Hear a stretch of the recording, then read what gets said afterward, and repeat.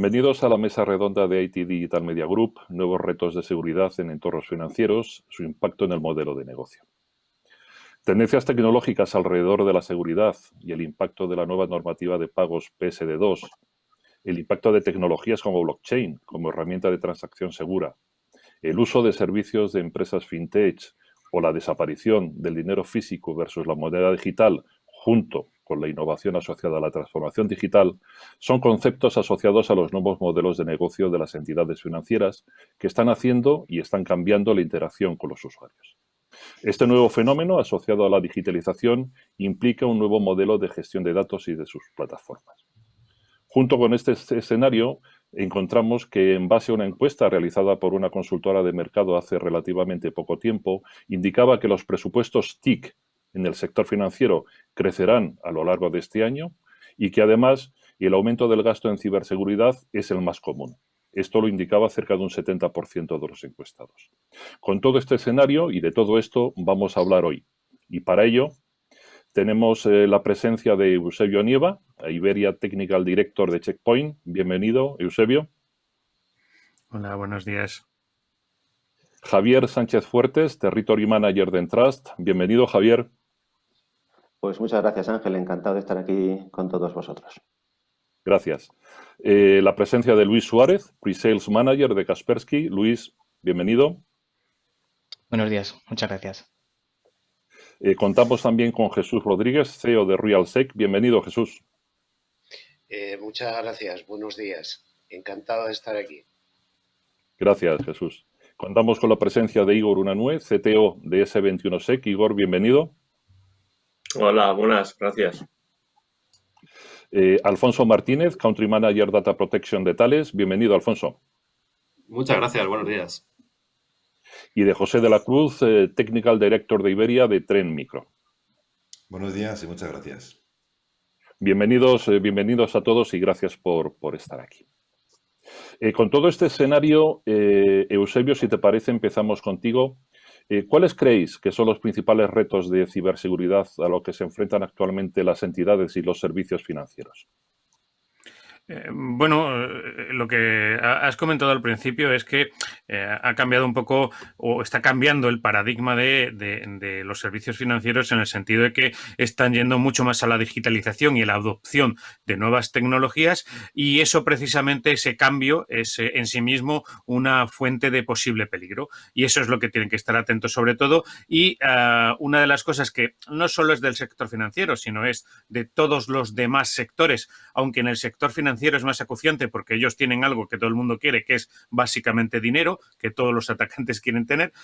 Yo creo que es no dejar atrás o no confiar en sistemas tradicionales a la hora de defenderse de amenazas modernas o de amenazas nuevas. Tienen que seguir actualizando y desarrollando sus propios sistemas de ciberseguridad en la misma medida en la que se van detectando y estamos viendo nuevos sistemas de ataque y eso es simplemente, sentido común, entre comillas. Afortunadamente, en este sector, en el sector financiero, las empresas están mucho más concienciadas, si cabe, que el resto con respecto a la ciberseguridad.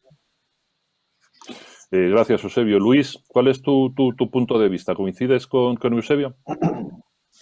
Sí, la verdad es que estoy bastante de acuerdo con lo que comentaba Eusebio. Lo que estamos viendo por parte de Kaspersky, yo creo que bueno, es un poco la constante, ¿no? Que se observa tanto en las noticias como en todo, es cada vez una sofisticación más pronunciada, ¿no? del cibercrimen y esto a lo que nos lleva, como bien comentaba Eusebio, es un nuevo paradigma, ¿no? En el que no solo hay que contar con lo que sería soluciones que te permitan tener un elevado grado de prevención, sino entra también abrir esas hipótesis de, oye, igual estamos siendo comprometidos y no lo sabemos, ¿no? Donde ya entra pues todo lo que es esa parte, ¿no? De recoger ciertas métricas, telemetrías, ¿no? Anomalías y demás, pues para poder hacer un análisis y, bueno, como seguramente comentemos más adelante, pues cómo cambian un poco las normas del juego, ¿no? En base a todo esto. Correcto. José, ¿cómo ves tú este tema? Pues recogiendo el testigo de mi compañero Luis, estoy de acuerdo. Precisamente el planteamiento de CEO Trust es que tenemos que asumir que va a existir una brecha y por lo tanto tenemos que ser capaces de estar prevenidos y de tener telemetría o tener esa visibilidad tan necesaria hoy en día para poder detectarla a tiempo y actuar. Bajo mi punto de vista, hay dos retos en los que se enfrentan realmente las entidades bancarias hoy en día. Primero es desde el punto de vista de infraestructura, donde hay una amalgama de tecnologías combinadas, sistemas legacy, con servicios en muchos casos todavía críticos, con sistemas modernos, con integraciones con DevOps, con distintos servicios en nube. Por lo tanto, esa heterogeneidad que ya experimentamos en otros ámbitos, en el caso de la banca es todavía, si cabe, más pronunciado. Y el segundo reto sería la protección del usuario, tanto del propio usuario de la entidad bancaria como del usuario que interactúa, el cliente, ¿no? Que interactúa con los datos de este banco. Por lo tanto, tenemos que ser capaces de dotarles de una seguridad que les aporte de esa visibilidad sobre lo que está ocurriendo en sus entornos. Gracias, José. Igor, ¿coincides con este planteamiento? Yo creo que el tema de los retos efectivamente es relevante a la hora de plantear en las entidades financieras. Sí, bueno, uno de los retos es verdad que es el cambio que están teniendo, ¿no? La parte de digitalización, que aunque la banca siempre ha estado un poco por delante, pues ahora con el tema de la nube, el tema se está complicando, ¿no? Están entrando nuevas tecnologías, nuevos modelos, nuevos servidores, ¿no? Nuevas aplicaciones, o sea, esto siempre está en funcionamiento y esto siempre atrae pues otros tipos de ataques, ¿no? O sea, ahí hay que estar alerta, ¿no? Pero yo creo que hay otras fuentes, ¿no? de amenazas donde la banca va a tener que estar muy atenta, ¿no? Porque van a venir, seguro, ¿no? Estamos viendo que los ataques tradicionales han sido al usuario, al cliente, ¿no? De la banca, muchas de ellas, ¿no? Donde pues el malware o phishing y tal, pues ataca a los usuarios finales y eso, pues la banca tiene que defenderse. Pero además de eso, hay que tener en cuenta que cada vez están siendo más dañinas todo tipo de ataques más de hacking, ¿no? Aquellos que entran a las redes internas del banco están tiempo dentro sin que se descubran y eso pues hace que pongan en riesgo pues muchas partes del banco y esa es la parte de la amenaza que hay que estar al tanto. Bueno, cada vez van a venir nuevos ataques. Yo creo que su plan tiene que ser estar siempre alerta de lo que va a venir y estar corrigiendo, ¿no? Esa parte para poder protegerse mejor. Está claro. Y además yo creo que algunos de vosotros ya lo habéis avanzado porque el concepto de la banca, de la entidad financiera, ha cambiado en los últimos años. Hemos pasado del concepto de cliente físico a cliente móvil.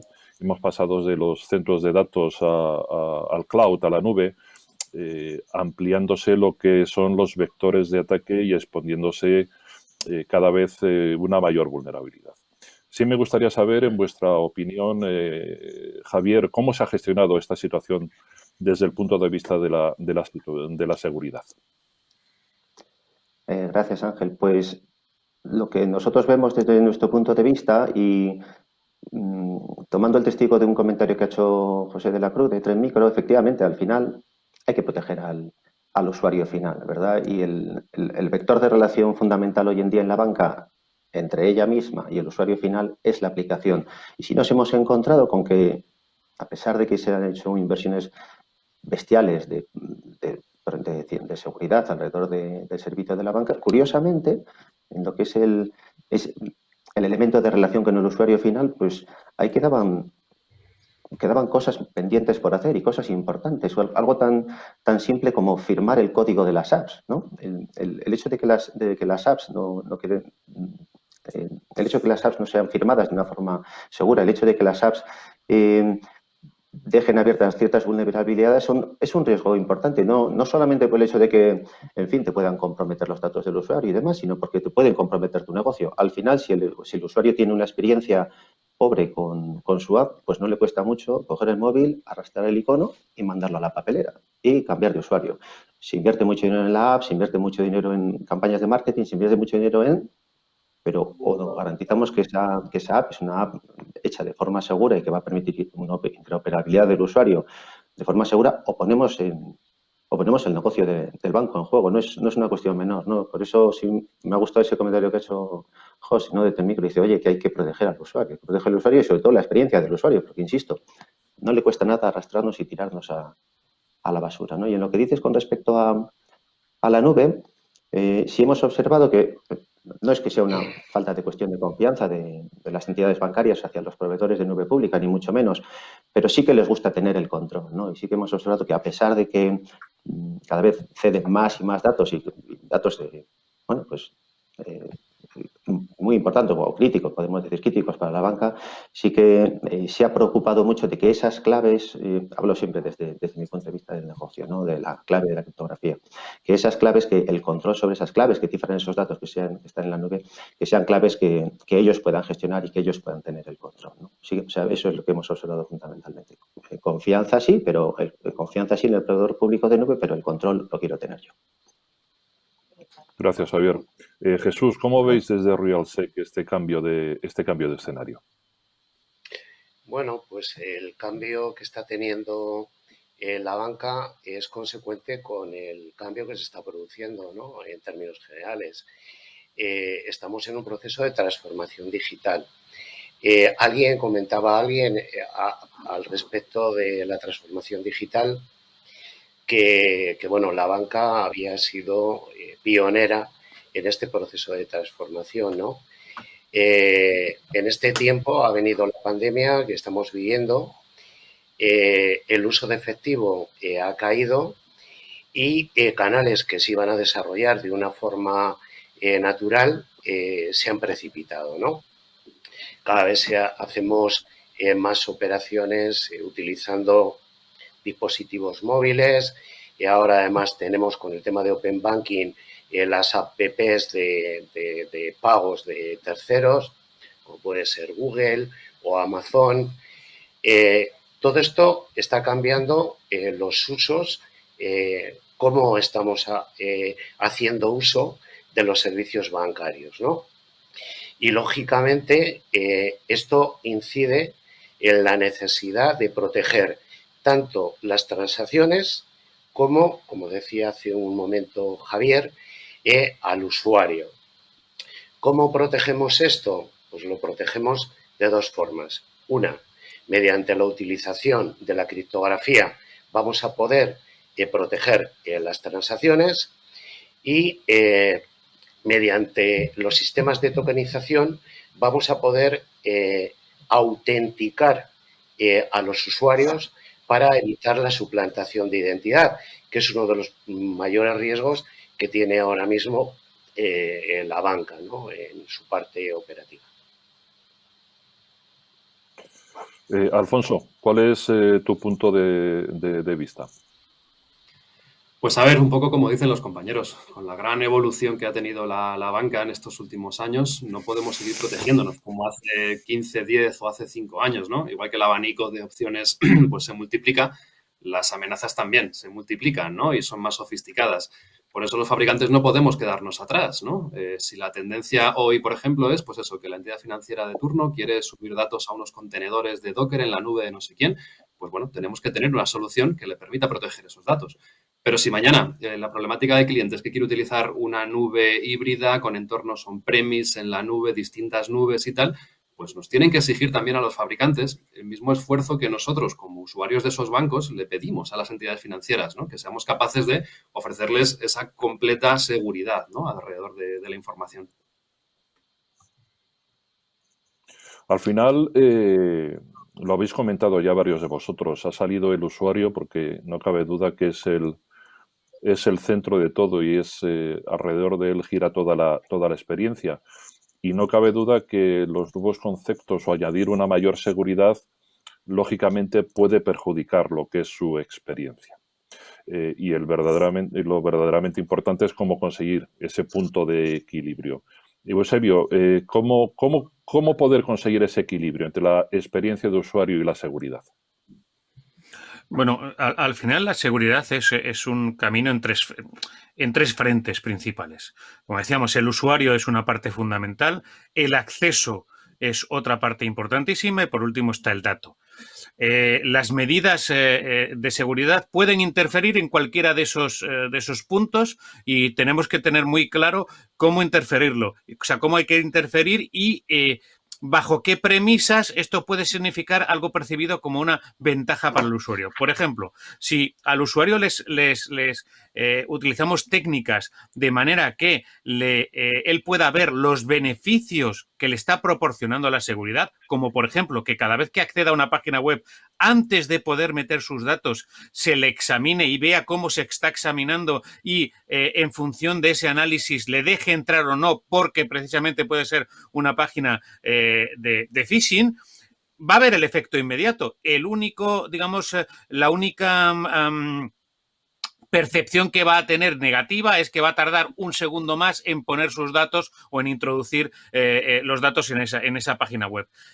Si al usuario en un momento determinado para sus aplicaciones bancarias embebemos seguridad dentro de esas aplicaciones de manera que tenemos que tener en cuenta que no solo es la aplicación, sino el ecosistema que tiene dentro de su propio, por ejemplo, teléfono móvil. En un momento determinado, si embebemos esa seguridad de manera que, dependiendo de las circunstancias o de la seguridad de su dispositivo móvil, si detectamos alguna aplicación maliciosa dentro de ellas, limitamos las transacciones y se lo vendemos o se lo explicamos como para evitar que pierda dinero, pues efectivamente le va a venir muy bien y va a ver que la ventaja de tener seguridad es importante para él. De la misma manera que nadie se plantea salir de casa y no cerrar la puerta, ¿vale? Pues esa percepción de la seguridad es algo a lo que tenemos que llegar precisamente con los usuarios. Pero para eso hace falta explicarlo y que realmente le vean el beneficio a esa seguridad para sí mismos. Y para sí mismos y para cualquiera de las transacciones que hacen, de manera que, aunque implique un paso más o implique algo que en teoría es una posible molestia, pero que ellos vean precisamente que es un beneficio para ellos para evitar que pierdan dinero, que las transacciones sean fiables, que sus datos están seguros, etcétera, etcétera, etcétera. Esa es la parte más importante, que la propia tecnología, a la vez que protege, digamos que enseñe o se muestre sus propios beneficios. Si conseguimos eso, que en muchos casos se puede hacer tecnológicamente, no habrá ningún problema de interferir, que la seguridad interfiera con la percepción del usuario. Eso es lo fundamental. Sí, yo creo que como toda adopción de nueva tecnología implica un componente de concienciación. ¿Estás de acuerdo, Luis? La verdad es que estoy muy de acuerdo con esto que estáis comentando, porque evidentemente yo creo que aquí hay dos puntos, ¿no? Es decir, por una parte, tenemos que asumir ese desafío, ¿no? De hacer la experiencia al usuario, pues que no sea algo invasivo, a la vez tenemos que cumplir con un montón de normativas. Entonces, realmente ese es el reto, ¿no? Que seamos capaces de, pues a través de una gestión, ¿no? Y a través de digamos, recoger ciertos comportamientos del usuario, ser capaces de detectar anomalías, ¿no? Incluso en el caso de que, por ejemplo, una entidad financiera, si de repente es capaz de detectar una transacción con un país con el que normalmente no suelen hacer ese tipo de operaciones o de esa gran cuantía, pues aquí está el desafío, ¿no? El hecho de recoger esas métricas, el hecho también de ser capaces de poder tomar esas evidencias, ¿no? Y tomar cartas en el asunto con respecto a la detección temprana de fraude. ¿Vale? Y por otra parte, pues como bien estáis comentando, el desafío también está en lo que es la parte de la concienciación, tanto dentro de la empresa, dentro de la propia compañía, como también de cara al usuario. Yo, por ejemplo, esta semana mi banco me ha enviado una notificación en la cual había bastante de concienciación en esa notificación y yo creo que cada vez más todos asumimos, ¿no? Que de la misma forma que antes, pues tú ibas a sacar dinero al banco y si había alguien intentando mirar tu contraseña, pues te tapabas, ¿no? Esas cosas que llamamos sentido común, ¿no? Pues quizá tenemos que arraigar esas buenas costumbres también en el mundo digital, ¿no? Y yo creo que también en ese sentido se está haciendo un énfasis bastante marcado, ¿no? Por parte de todo el mundo, desde luego también por parte de los fabricantes, pero también desde luego por parte de las propias entidades. Está claro. José, ¿cómo veis ese punto de equilibrio? Bueno, sin duda, totalmente de acuerdo con lo que han planteado mis compañeros, ¿no? Yo creo que la concienciación e incluso la formación, porque no deja de ser responsabilidad del banco, pues proteger los activos de sus clientes, esa formación o esa concienciación a sus empleados, a sus usuarios sobre lo que es correcto, lo que no es correcto y sobre lo que deben sospechar, creo que es muy, muy importante. El usuario tiene que ser un eslabón más de la cadena en la protección, no un habilitador de un ataque. Al margen de esto, yo creo que hay un concepto que tenemos que tener claro cuando hablamos de seguridad, sea el ámbito que sea, y es que la seguridad se tiene que implementar en la fase de diseño. Si implementamos la seguridad en la fase de diseño, lo que estamos consiguiendo es que no solamente sea mucho más, la integración sea mucho más transparente para el usuario o para los procesos que corren detrás, sino que además la implementación va a ser mucho más sencilla. Por lo tanto, siempre que sea posible, obviamente, si estamos poniendo capas en un servicio legacy, pues vamos a encontrar mayores dificultades, pero siempre que sea posible, yo creo que es muy interesante incorporar esa seguridad en la fase de diseño. La seguridad tiene que ser un habilitador y hoy en día, cuando estamos hablando sobre todo del mundo DevOps, que es un mundo tan dinámico, tan cambiante, pues tenemos que ser precisamente habilitadores. Tenemos que integrarnos de manera transparente, de manera que esa agilidad en ningún caso se vea afectada por nuestra intervención. Interesante lo que comentas. ¿Qué opinas, Igor? Sí, bueno, ahí tenemos el ejemplo, ¿no?, del doble factor de autenticación, ¿no?, que tardó en aplicarse en la banca, ¿no? Al final una ley que obligaba a todo el mundo, pues se aplicó por defecto y ya todos tenemos el doble factor, ¿no?, para autenticarnos. Pero la solución ya existía hace tiempo y, bueno, la banca podía haber implementado desde el principio, pero no lo hizo, ¿no? Y todo ello es porque sabemos que los usuarios, ¿no?, del banco, el banco los quiere mantener y no asustar nunca, ¿no?, con los niveles de seguridad, hacérselo fácil. Y cuanto más fácil lo tengan, mejor, ¿no?, para los usuarios. Siempre hemos tenido peleas con el área de marketing del banco para aplicar medidas de seguridad, ¿no?, a los usuarios, porque hay que intentar que los usuarios operen de forma sencilla y rápida con el banco y no poner ninguna de las trabas, ¿no?, tecnológicas que compliquen el acceso, ¿no? Eso siempre va a estar ahí, eso va a ser difícil eliminar, pero es verdad que la concienciación, la cultura tiene mucho que ver, es decir, que los bancos también en ciertos países lo aplican más fácil la seguridad que en otros países, eso también lo estamos viendo, ¿no? Y eso tiene que ver con un tema cultural. Pues las personas, cuando empecemos a acostumbrarnos a utilizar un tipo de tecnologías de seguridad, pues ya lo aplicaremos también en la banca, probablemente, ¿no? Y todo va así, o sea, todo va uno detrás de otro. O sea, sí estoy de acuerdo que la sensibilización del usuario final con la ciberseguridad, el uso de las medidas de seguridad, acostumbrarnos a utilizar ciertos sistemas tecnológicos, ¿no?, de seguridad que nos ayuden en nuestro día a día en todos los ámbitos, ayuda también que la banca o cualquier otra organización pueda ir implementando sus medidas a sus usuarios. Eso es importante. Yo creo que a eso nos tenemos que acostumbrar y poco a poco tenemos que ir habilitando estas medidas de seguridad en todas las áreas. Pero sí que es verdad que hay que hacer que las tecnologías lleguen fácil al usuario, ¿no? No todos son expertos, no todos son hábiles en todos los sistemas informáticos y hay que hacer que la seguridad sea cada vez más sencilla, más efectiva y más sencilla, ¿no? Y no es fácil, pero hay que intentar. Yo creo que para eso se está dando pasos en las tecnologías. Gracias, Igor. De todas formas, y salvo que me corrijáis, las entidades financieras, sobre todo en los últimos años, siempre han estado en cabeza de lo que es modelos de transformación digital y en la adopción de medidas de seguridad. Siempre han querido ir un paso por delante. Ha habido casos como es el de la adopción de PSD2, que ahora discutiremos, ahora veremos si efectivamente, en vuestra opinión, se ha avanzado o se ha conseguido esa adopción, y cuando estamos con PSD2 ya empieza a hablarse de PSD3. ¿Vale? Entonces, sí me gustaría saber, Jesús, empezando contigo, tu opinión, si se ha logrado de una manera efectiva la adopción y si la banca está preparada para lo que está por venir. Bueno, vamos con lo primero. ¿Cuál es la situación actualmente? La normativa europea PSD2 se tuvo que retrasar. Como todos sabemos, ha entrado en vigor en enero de este año.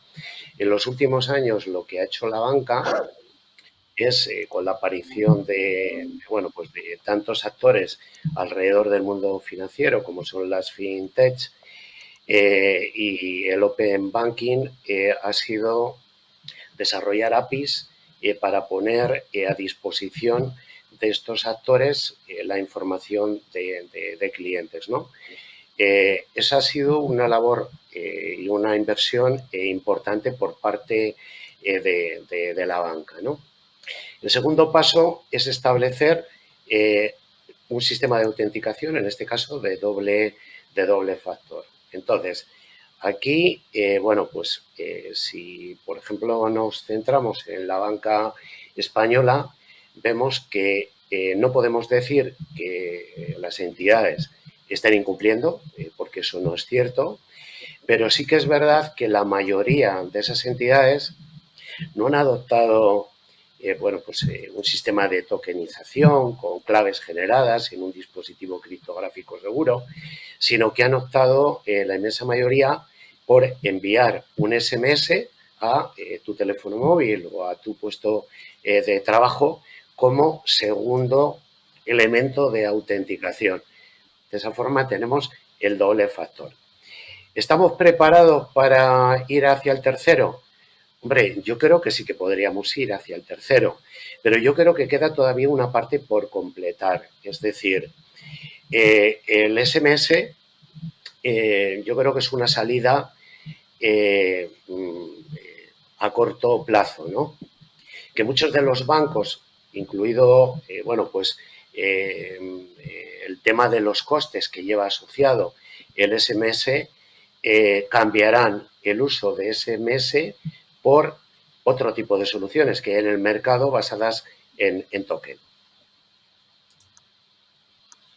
Alfonso, desde el punto de vista de Thales, ¿cómo veis la adopción de estas medidas? A ver, yo creo que se ha hecho un gran esfuerzo y se sigue haciendo, ¿no? Por tener estas APIs, ¿no?, que comentábamos antes para el Open Banking y todo esto. Lo que pasa es que antes lo mencionaba José, es interesante.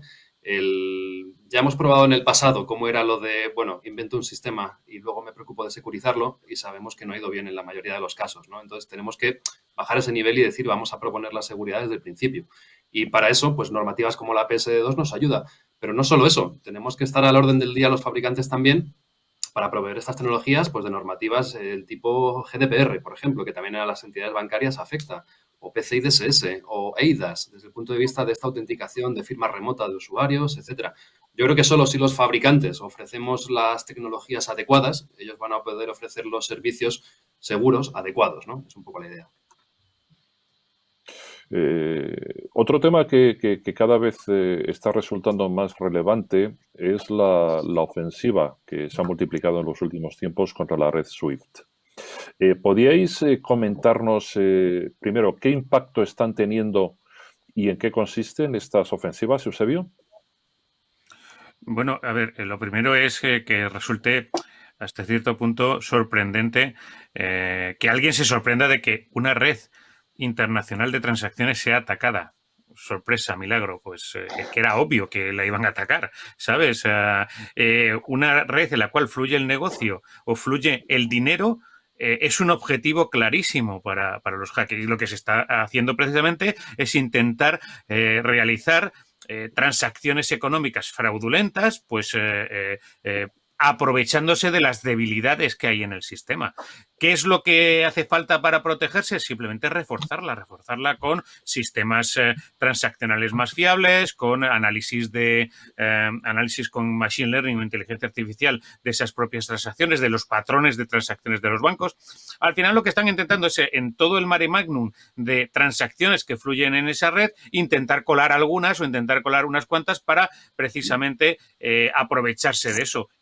Y la tecnología puede ayudar mucho, puede ayudar tanto en hacer determinadas operaciones de una manera más fiable, interceptar aquellas que tengan, digamos, un patrón específico que pueda ser sospechoso, etcétera, etcétera. Y protección en todos los extremos y fiabilidad en todos los extremos. Al final eso es lo que no es ni más ni menos que aplicar la tecnología en esas transacciones. Que no quiere decir que no la estén aplicando, sino simplemente que tienen que adaptarse, como decíamos antes, adaptarse a los cambios que están ocurriendo. Al final esto para el usuario no resulta algo problemático a corto, ¿vale? No es algo problemático a corto, pero para los bancos en sí mismos como entidades sí que puede resultar un problema grave, puesto que esas transacciones no son necesariamente mínimas, sino que pueden llegar a ser muy, muy importantes. Ya hemos visto en algunos casos de hace algunos años en los cuales esas transacciones han supuesto una parte una parte importante de negocio. Entonces, las pérdidas asociadas pueden ser demasiado grandes como para poder, digamos, disimularlas. Yo creo que la tecnología puede ayudar muchísimo en este caso y, sobre todo, el análisis de fraude y la securitización de ciertos puntos que todavía son un poco débiles en esa tecnología. Siguiendo un poco el argumento que iniciaba Eusebio, Luis, ¿se están tomando esas medidas de prevención? ¿Estas medidas están mitigando el impacto de los ataques a la red SWIFT? Bueno, evidentemente en lo que es la parte de la mitigación, yo creo que hay que hablar bastante, ¿no? A nivel de qué medidas se están adoptando. Pero yo sí que creo que en base a lo que planteabas, Ángel, ¿no? A un poco qué es lo que estamos observando, yo creo que es importante también el hecho de conocer al atacante. Es decir, ¿cómo se están produciendo estos ataques? Bueno, pues en la gran mayoría de los casos lo que estamos viendo es que los más eficientes son ataque a la cadena de suministro, ¿vale? Es decir, identificar qué bancos operan dentro de la red SWIFT, ¿vale? ¿Qué bancos? Pues quizá porque en ese país en concreto, pues la normativa es un poco más laxa y no hay que adoptar ciertas medidas en lo que es la securización del acceso a la red SWIFT. Y entonces, nosotros en ese sentido lo que hacemos, yo, por ejemplo, os voy a hablar de las técnicas, ¿no? que utiliza Lazarus. Lazarus es un grupo bastante bien conocido desde hace bastante tiempo. Además, es un grupo que puede atacar a financiero, como puede atacar a casinos, como incluso se le puede ver en casos de extorsión de ransomware. Bueno, uno de los principales factores que tienen en común todos los atacantes que pertenecen a esta rama del sector financiero es que manejan una cantidad abrumadora de información, de inteligencia, ¿vale? De inteligencia sobre esos organismos que van a atacar, ¿vale? Entonces, primero, tienen toda esa inteligencia, lo que van a hacer es planificar un ataque. Estamos hablando de ataques muy dilatados en el tiempo, ataques que les puede llevar mucho tiempo, pero que evidentemente la recompensa pues puede valer la pena, ¿no? por esta inversión, ¿no? que al final van a hacer. Entonces, en ese sentido, lo que hacen es precisamente conocer qué vulnerabilidades se pueden explotar dentro de esos sistemas.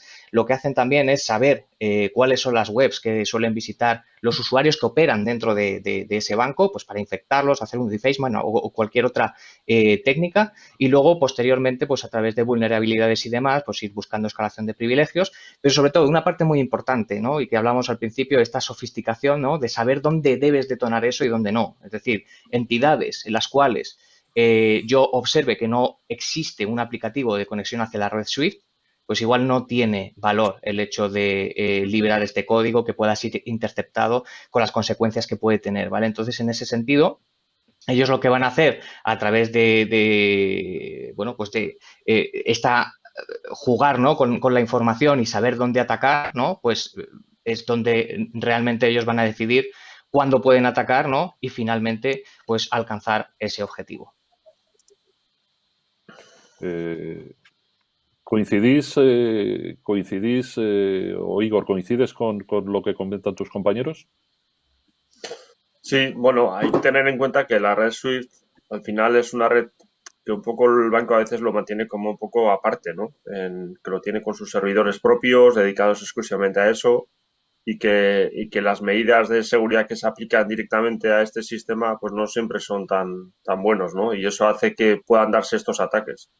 Hay incluso una APT, que está APT 38, que utiliza un modelo de ataque a la red SWIFT específicamente, ¿no? Es una amenaza que son los norcoreanos, supuestamente, que utilizan un método de ataque pues a la red SWIFT, ¿no? Entre los bancos, la comunicación que tienen entre los bancos, pues atacan directamente a estos sistemas, ¿no? El 2018-2019 sé que hubo ataques importantes también a estas redes, comunicadas por los bancos centrales de Malasia, en India, en Rusia también hubo un ataque a la red SWIFT, o sea que vemos que es una red que es más o menos no muy complicado, ¿no? de poder utilizar, engañarlo y hacer transacciones ilegales a través de esa red. Es verdad que los bancos cada vez más, además por las normativas, están aplicando niveles de seguridad a estos entornos, ¿no? Haciendo auditorías de seguridad, test de penetración, aplicando controles en la comunicación, protegiendo los servidores. Pero obviamente hay que hacer más, ¿no? Eso siempre nunca deben de parar. Porque si ocurren estos ataques es porque detrás hay una vulnerabilidad y las han aprovechado bien. Al final son muchos bancos en el mundo y con tal de que aprovechen a los más débiles consiguen su objetivo, ¿no? Entonces hay que intentar proteger de esa manera. es una red más. O sea, yo creo que es una comunicación que con un método de comunicación, pues si se utiliza de mala manera, pues consigues hacer fraude en el banco, ¿no? Entonces hay que protegerlo, es una red más. Pero es verdad que están ocurriendo cada vez más casos en estos entornos que parecía anteriormente que eran bastante seguros por la forma de separar que tenía el banco, ¿no? Esta red de las otras, pero no es así. No, pero efectivamente llama la atención sobre todo por la criticidad de esta red. ¿Cómo lo ves, José? Bueno, pues me ha resultado muy interesante el análisis que ha efectuado Luis respecto concretamente a los ataques donde se intenta atacar al eslabón más débil de la cadena, ¿no? Antes hablamos del usuario, pues ahora hablamos a la cadena de suministro y dentro de la cadena de suministro, pues buscar al eslabón más débil. Es mucho más fácil atacar a ese eslabón que atacar directamente a un gran banco que posiblemente tenga unas medidas de seguridad mucho más robustas. Y de nuevo, aquí hay que incidir en la necesidad de asumir que más tarde, más temprano, vamos a sufrir un ataque, con éxito o sin él, y por lo tanto dotar a nuestras entidades de esa visibilidad de lo que está ocurriendo en nuestro entorno y visibilidad de los datos o de los flujos de información que tenemos con terceros. Es interesante también mencionar que Mitre ha recogido recientemente en sus últimos análisis pues tácticas que están relacionadas precisamente con ese tipo de ataques. Estaban hablando recientemente de Fin7 o Carbanac, que son, al fin y al cabo, tácticas que han utilizado estos grupos para efectuar ataques directa o indirectamente relacionados con la red SWIFT o con ámbitos bancarios. Por lo tanto, yo creo que es muy importante, como digo, proteger el eslabón más débil de la cadena y proteger esa interacción que hay entre ese eslabón y nosotros. Interesante.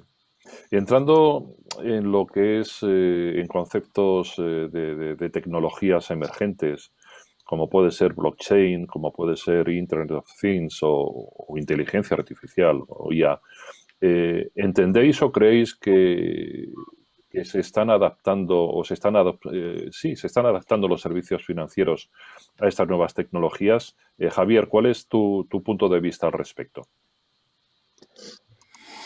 Pues yo creo que la industria financiera está en ello y es normal decir que están en ello. Mira, yo soy cliente de Openbank y tengo mis ahorros en Openbank, pero esos ahorros no son para mí.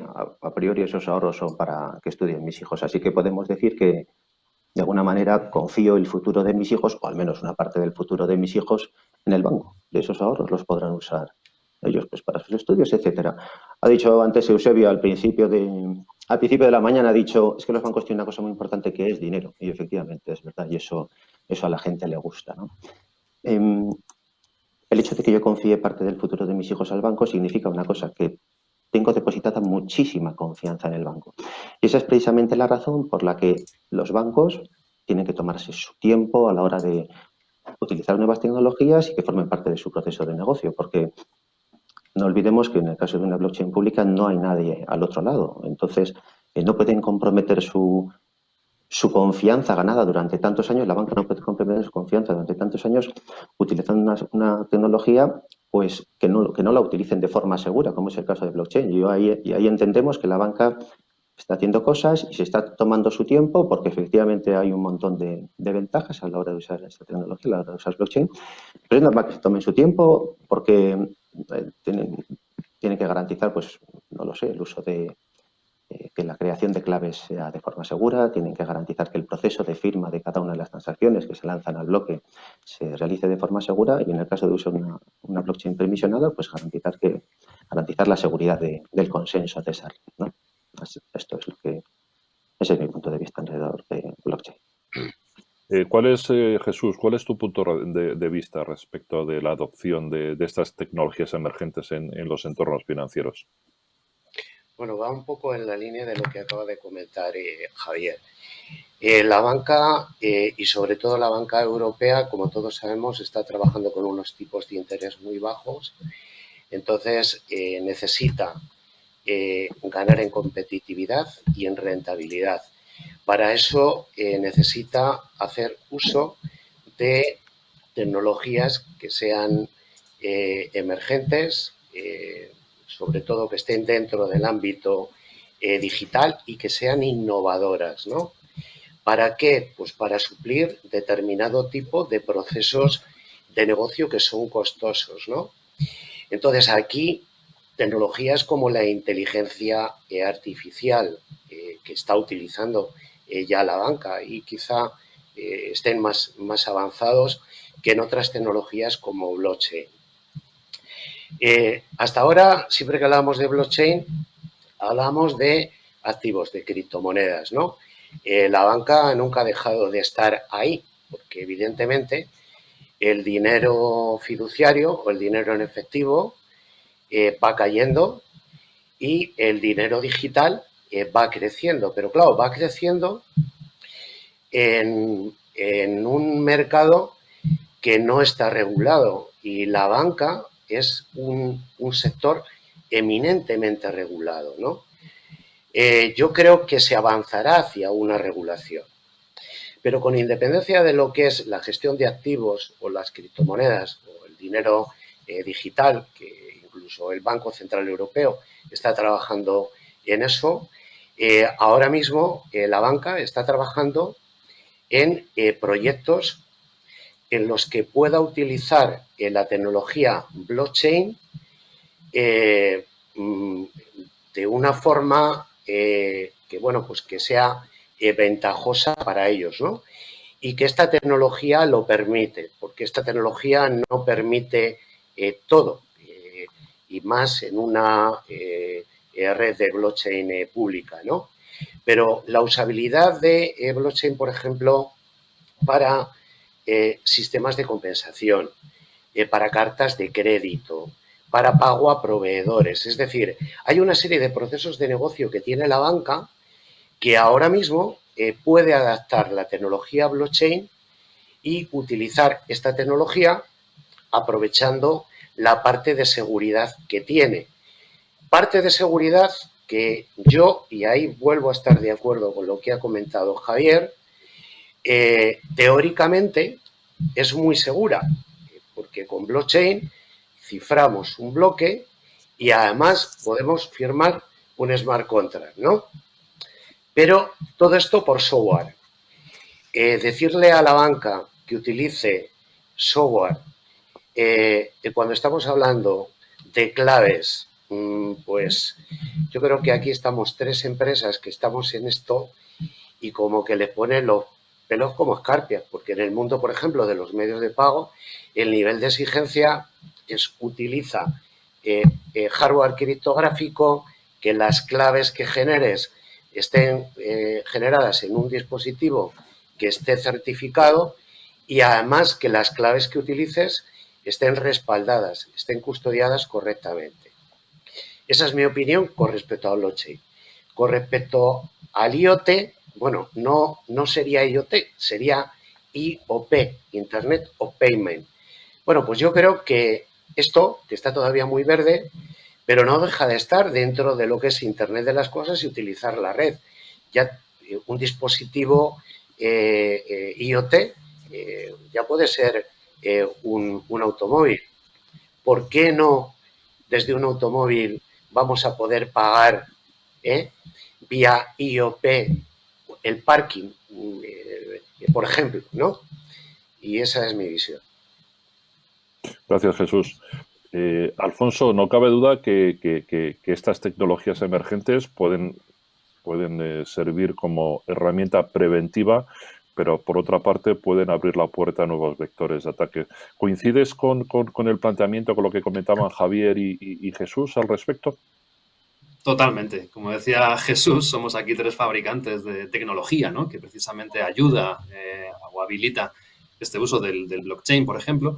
Y es cierto, yo creo que hace falta mucha labor todavía de información, ¿no? A los usuarios finales. ¿Qué es esto del blockchain y para qué me va a servir a mí en mi día a día, ¿no?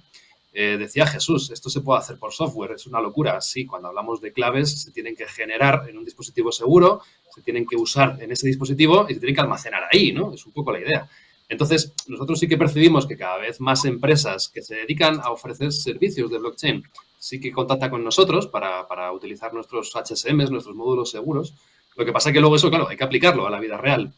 Y en ese sentido creo que hace falta pues esa información tanto a los usuarios finales, entender qué es esto de blockchain y cómo podemos utilizarlo, como a las principales entidades financieras, ver cómo lo pueden monetizar, ¿no?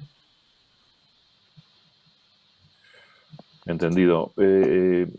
Sí me gustaría para concluir y con la participación de todos vosotros, entender cuáles son aquellas tecnologías de seguridad que consideráis deben ser imprescindibles en el entorno financiero. Si queréis, damos un pasito más y no solamente aquellas que consideréis imprescindibles, sino cuáles son las que entendéis que en el siguiente paso que van a dar las entidades financieras al respecto, si hablamos de tecnología.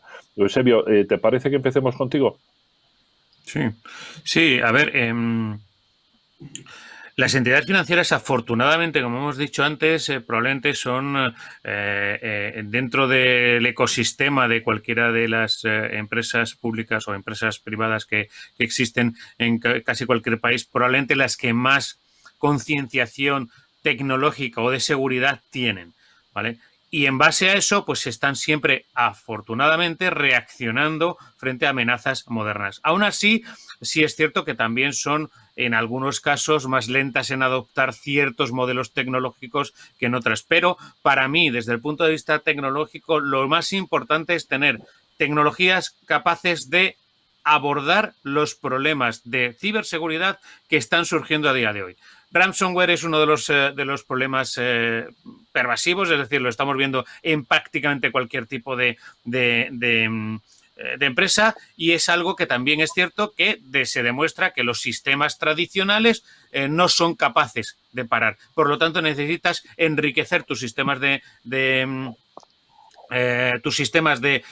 seguridad precisamente para hacer frente a esta amenaza. Hemos hablado antes de otra amenaza muy típica, porque precisamente utiliza el eslabón más débil de la cadena, que son ataques a la cadena de suministro. Cada vez más se están viendo, cada vez más hay que poner tecnología, de nuevo, que sea capaz de ocuparse de esas amenazas, que tenga defensas específicas contra esas amenazas, precisamente para no quedar atrás, ¿vale? Para estar razonablemente protegido. Y luego más tecnología que precisamente viene por los cambios que están sufriendo las entidades. Es decir, se están digitalizando, estamos yendo a la nube, están utilizando tecnologías de la nube de manera estratégica, cosa que antes era mucho más ocasional o manera táctica. Ahora mismo están empezando a ser el core de parte de sus servicios y de sus negocios. Ahí también necesitan experiencia, precisamente porque la experiencia en la nube y en la ciberseguridad en la nube es algo que todavía no es muy abundante, y por lo tanto necesitan ir de la mano de expertos en seguridad en la nube y también utilizar tecnología específica, que sobre todo que sea nube nativa, para proteger esos entornos. Y al final es ni más ni menos que ir siguiendo las tecnologías y las amenazas. Si tú cambias de tecnología, tienes que ser capaz de adaptar tu seguridad o implementar seguridad que se ocupe de las especificidades de esa tecnología. De la misma manera que si surgen nuevas amenazas, tienes que implementar tecnología que sea capaz de abordar esas amenazas. Todo eso es lo que tenemos que ser capaces. El endpoint. El endpoint es habitualmente uno de los puntos que necesita mayor protección. El cifrado es fundamental para hacer según qué transacciones. Al final, no podemos decir que esta es la tecnología mágica que les va a ayudar a pararlo todo, sino que es un conjunto de tecnologías, y también dependiendo de la estrategia del banco. Si el banco no va a la nube, cosa que o la entidad financiera no va a la nube, cosa que es muy extraña, pero bueno, podría ocurrir, pues habitualmente no va a necesitar tecnología específica de amenazas en la nube, pero si lo hace, lo va a necesitar sí o sí. O sea, su estrategia, la estrategia de movimientos, hacia dónde va, qué es lo que va a utilizar, y la aparición de las amenazas es lo que marca qué es lo que va a necesitar, los puntos de control donde va a tener esa tecnología implementada. Y sobre todo utilizar tecnología que sea consistente y que sea probada con respecto a esos entornos. Gracias, Eusebio. Javier, ¿cuál es tu visión al respecto? Pues mira, me ha sorprendido mucho, bueno, no me ha sorprendido, pero me ha llamado la atención que Eusebio ha utilizado la palabra cifrado con mucha naturalidad. Yo llevo, y está bien, Eusebio no recrimina absolutamente nada, pero yo llevo más de 10 años en el mundo del cifrado, de la protección de claves, y te puedo asegurar que hace 10 años eras un marciano. Yo era un poco marciano cuando hablaba de cifrado, de protección de claves, de realización de firma en un entorno de forma segura, etcétera, ¿no? Y se ha avanzado muchísimo. Y por eso me ha gustado el hecho de que haya usado la palabra cifrado de forma natural, porque significa que al final ese esfuerzo de evangelización que se ha estado haciendo, evidentemente lo he hecho yo, lo ha hecho Jesús, lo ha hecho Alfonso, y ya lo estoy con buena suerte, pero no, efectivamente hemos llegado a ese punto de alcanzar esa concienciación, no solo en la banca, sino en general en todas las industrias, ¿no? Lo que yo veo, por la experiencia que tengo en el mundo del cifrado, es que efectivamente lo que era la protección de red o la protección del endpoint era algo que había que hacer, ¿no? Pero se ha llegado al punto de que efectivamente ahora también hay que hacer cifrado, ahora también hay que proteger las claves, también hay que hacer que estas cosas ocurran en un entorno de forma segura, y eso ya no hay que convencer a los responsables de seguridad. Es una cosa que tienen en su lista de tareas pendientes y que dependiendo pues, de recursos, de tiempo, de disponibilidad, etcétera, en algún momento adoptarán esas medidas. Y eso es una de las cosas que veo, porque las empresas se han dado cuenta que dicen, oye, la verdad es que yo utilizo claves para firmar certificados, yo utilizo claves para proteger sesiones SSL, yo utilizo claves para proteger código, yo utilizo claves para firmar facturas, yo utilizo claves para firmar contratos, yo utilizo claves para cifrar bases de datos. Y la pregunta es, ¿y cómo dices que proteges esas claves? Y esa pregunta evidentemente tiene una respuesta, ¿no? Y esa es la adopción que yo estoy viendo de forma natural en la banca, con independencia de que sea on-premise, en nube, híbrida, pública, privada, etcétera, ¿no? Eso es lo que estoy viendo a día de hoy, Ángel. Yo creo que, bueno, en línea con lo que tú dices, hay un componente de concienciación y educación importante. ¿Lo ves tú de esta manera, Luis? Pues por supuesto que sí.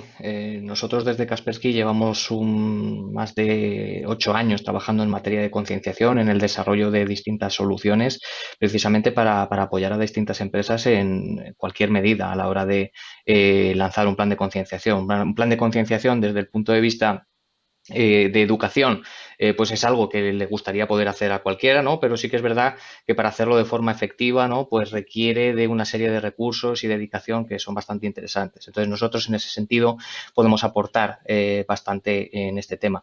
Yo también creo, Ángel, en ese sentido que, bueno, una de las cosas que hemos ido hablando, ¿no? A lo largo de la mesa de hoy es que hay un nuevo cambio de paradigma a la hora de entender la ciberseguridad, ¿no?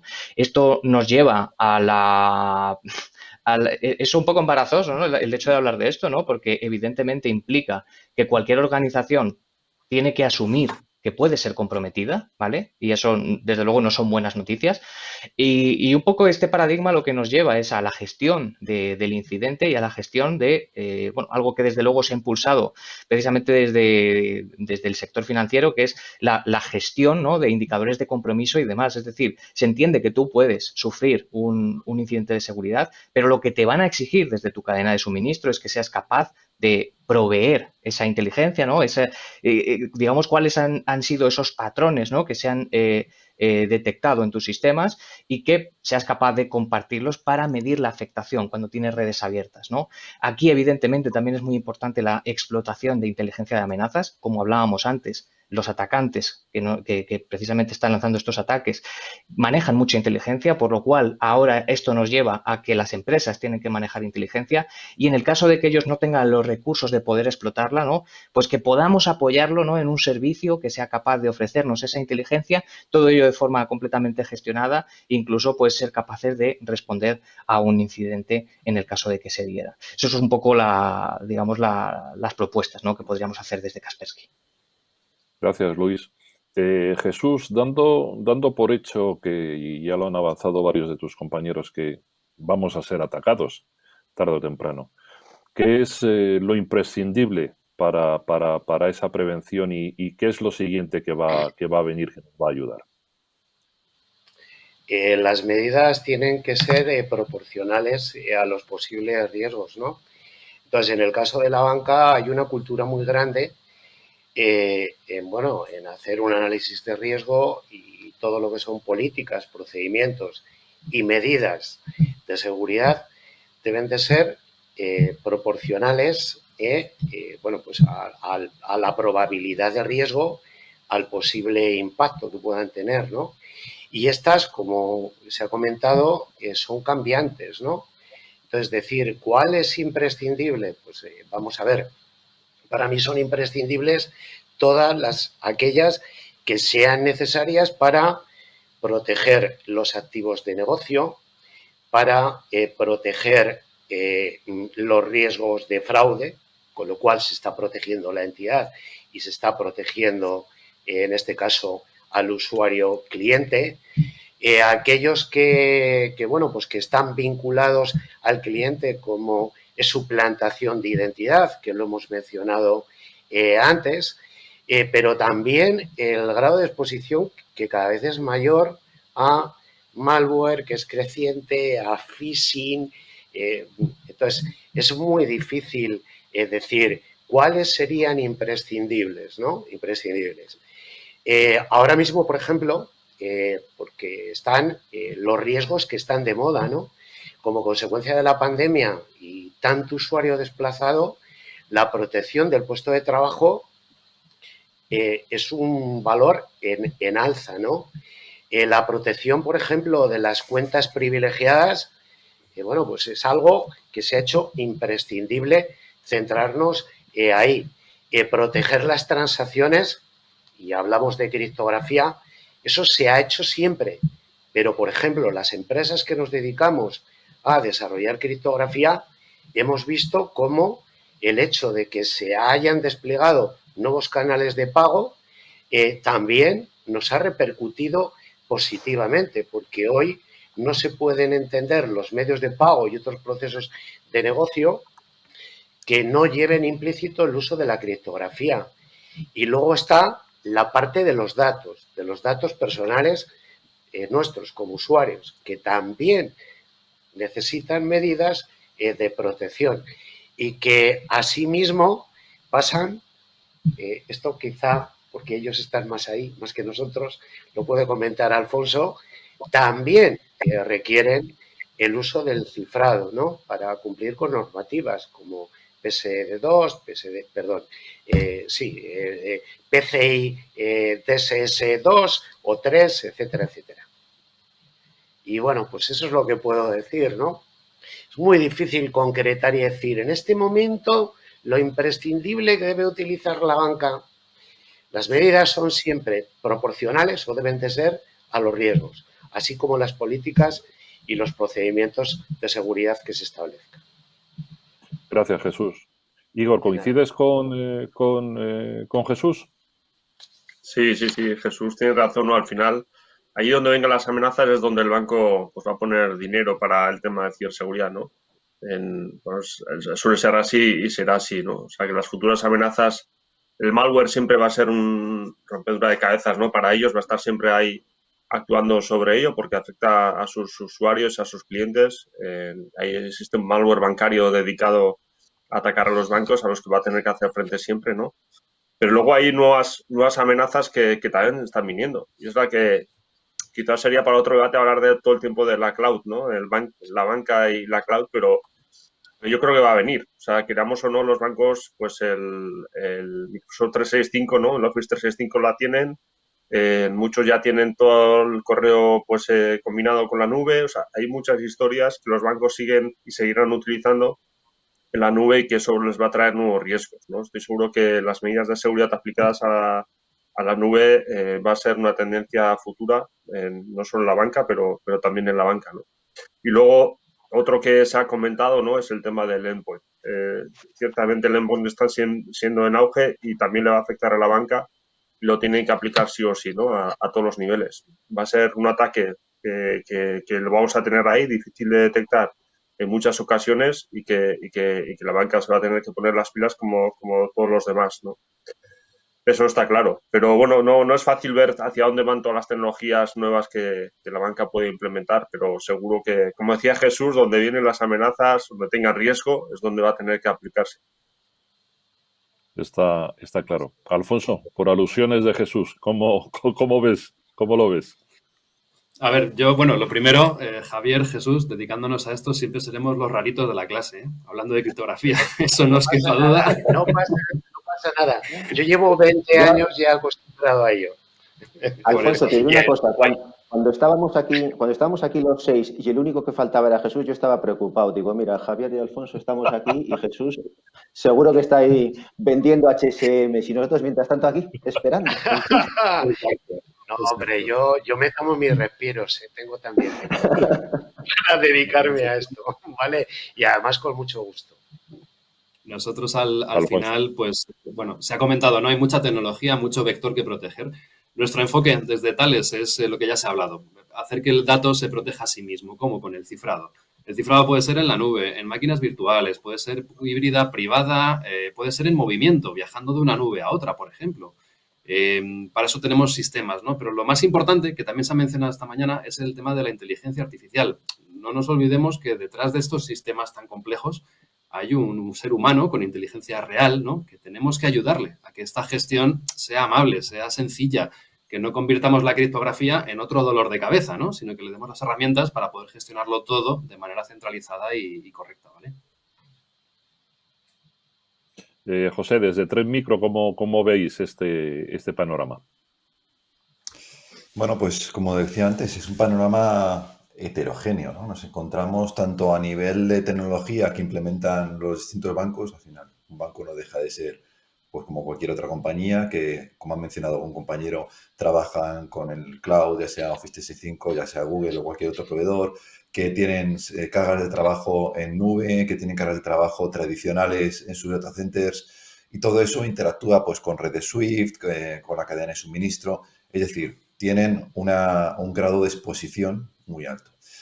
¿Cuál es la respuesta ante esto? Pues la que damos siempre, visibilidad y control. Es decir, tener visibilidad de lo que estamos protegiendo. O sea, tenemos que ser conscientes de todos los activos que interactúan con nuestros datos, que interactúan con nuestros sistemas, y dotarles de visibilidad de lo que están efectuando, porque ya lo hemos dicho, más tarde, más temprano van a sufrir un ataque y en muchos casos va a tener éxito.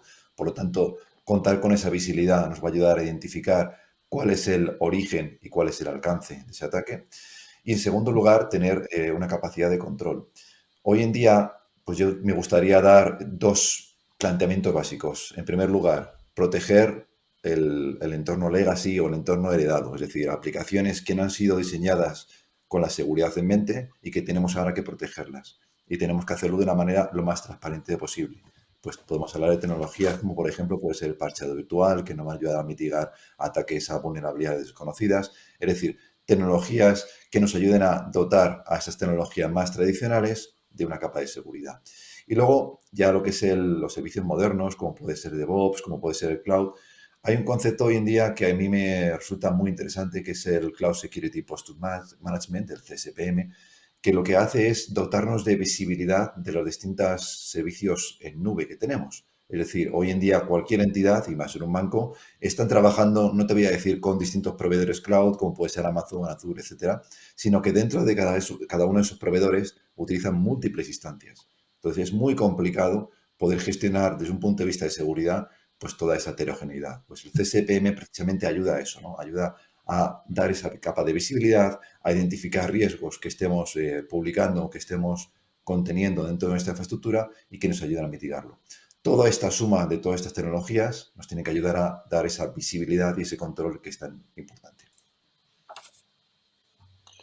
José, muchísimas gracias y muchísimas gracias a todos. Yo creo que ha sido una sesión muy interesante y además de interesante, didáctica. Da gusto contar con portavoces que además de saber de la materia, pues saben transmitir ese conocimiento.